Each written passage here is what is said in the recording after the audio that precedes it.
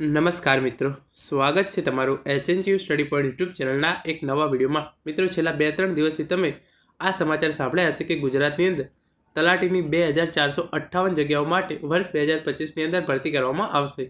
તો આજના આ વિડીયોની અંદર આપણે આ સમાચાર વિશે માહિતી જોઈશું અને આ માહિતી સાચી છે કે ખોટી એના વિશેની સંપૂર્ણ માહિતી જોઈશું।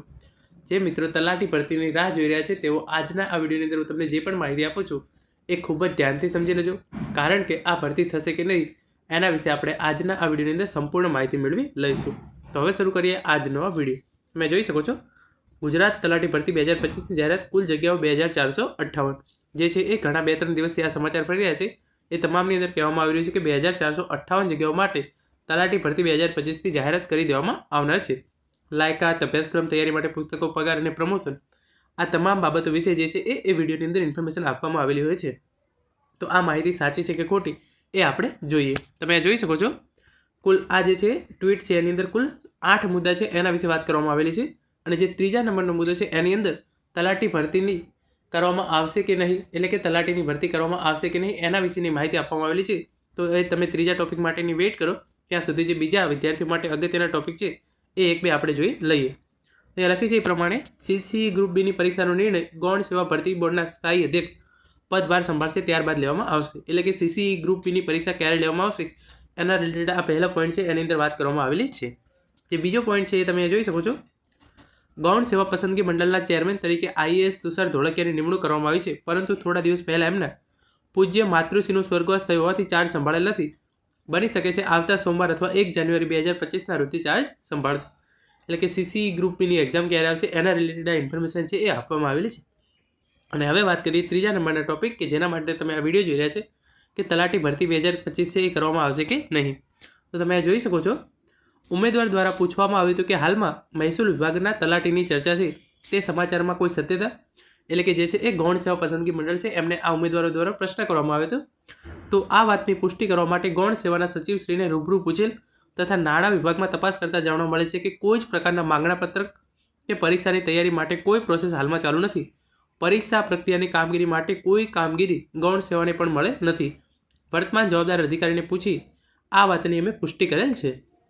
તો તમે જોઈ શકો છો, સ્પષ્ટ રીતે લખ્યું છે કે ઉમેદવારો દ્વારા પૂછવામાં આવ્યું હતું કે મહેસૂલ તલાટીની જે ભરતીની ચર્ચા ચાલી રહી છે એ સમાચાર સાચા છે કે ખોટા। તો એ અંગે ગૌણ સેવા સચિવશ્રી એમને રૂબરૂમાં મળી અને નાણાં વિભાગની અંદર પણ તપાસ કરતા જાણવા મળે છે કે આવી કોઈ જ પ્રકારની પ્રોસેસ હાલમાં ચાલુ નથી।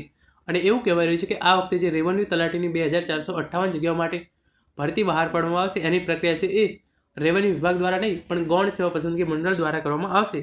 તો તમે અહીંયા જોઈ શકો છો, ગૌણ સેવા પસંદગી મંડળને આવી કોઈ પણ પ્રકારની જાણકારી જે છે એ આપવામાં આવી નથી અને ગૌણ સેવા પસંદગી મંડળને તલાટીની પરીક્ષા લેવાની કામગીરી છે એ પણ હજુ સુધી સોંપવામાં આવી નથી। તો આ માત્ર અફવાઓ જ કહી શકાય, આના રિલેટેડ આપણે કોઈ કન્ફર્મ ન્યૂઝ છે એ હજુ સુધી આપણને મળેલા નથી। હવે આપણે વાત કરીએ ચોથા નંબરના ટોપિક વિશે।